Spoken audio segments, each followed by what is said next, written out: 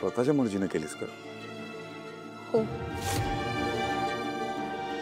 सावली, हे सत्य नाहीये ना? कारण काहीतरी वेगळं आहे ना? मला माहिती आहे सावली, तू माझ्याशिवाय नाही राहू शकत. बरोबर ना सावली? काय कारण आहे सांग मला. खरं सांग सावली. सारंग सर, मला खरंच तुमच्यापासून लांब जायचंय. लांब जायचंय? याचं कारण कळू शकेल मला? काय कारण देऊ मी? तसंही काय नातं होतं आपलं? काय होतं म्हणजे? आपण चांगले मित्र होत ना सावली? मग आत्ताही राहू शकतो ना. मित्रांना एकाच घरात कुठल्या तरी नात्यात बांधून राहायची काय गरज आहे? आणि तसेही बायको म्हणून आले होते मी तुमच्या आयुष्यात, तुमच्या घरात. पण कधी बायको झालेच नाही मी. सावली, त्याची कारण माहिती आहे तुला? माहिती आहे. म्हणून तर तिथून निघायचा निर्णय घेतलाय मी. सारंग सर, ज्या नात्याचं भविष्य नसतं ना, त्या नात्याचं ओझं खांद्यावर घेऊन काय करायचंय?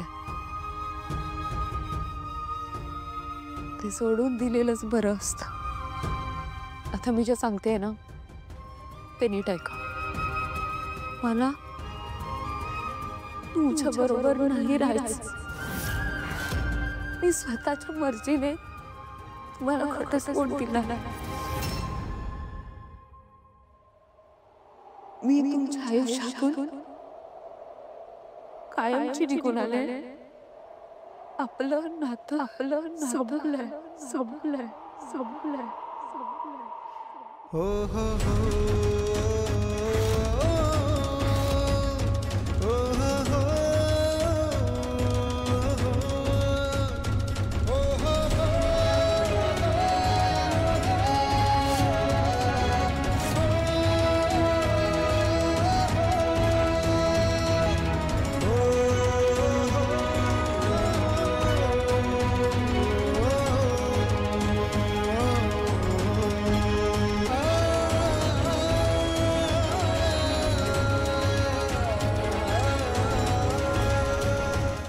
लावलंय का?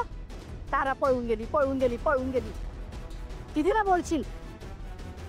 काही कुठे गेली नाहीये माझी तारा. किती झालं ना तरी तारा मुलगी आहे माझी.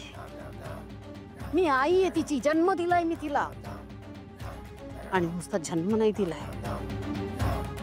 मी तिला गायिका तारा वजे म्हणून घडवलंय. किती काही होऊ दे, आमच्या दोघींमध्ये कुणीही येऊ दे, पण शेवटी माझी तारा माझी ताराच आहे.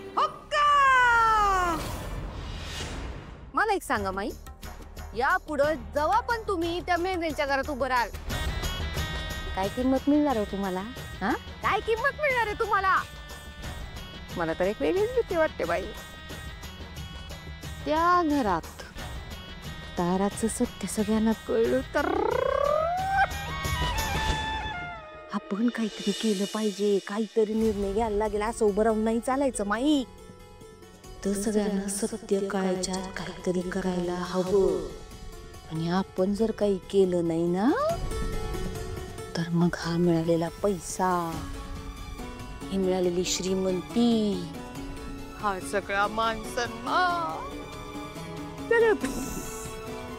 निघून जाईल. काय काय काय अस्मी, बसमी, ये पळा. काय झालं? हो, खाऊ द्या पण नको करूया लग्न. राजकुमार, बाहेर चला लवकर. राहू दे ते बाहेर. अरे राहू दे म्हटलं ना, बाहेर.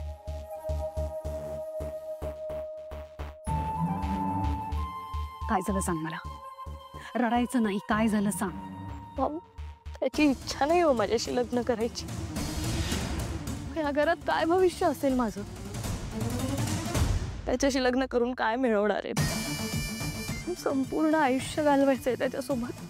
कुठल्या आशेवर घालू? मला भीती वाटते. ती मुलगी तिने येऊन काही केलं तर मला राहू दे, आपण नको रे प्लीज. काही होणार नाही, अजिबात रडायचं नाही. ती मुलगी आता परत या घरात येणार नाहीये. ती गेली आहे ना, ती कायमची गेली आहे. Trust me. आता तिचा विचार अजिबात करायचा नाही.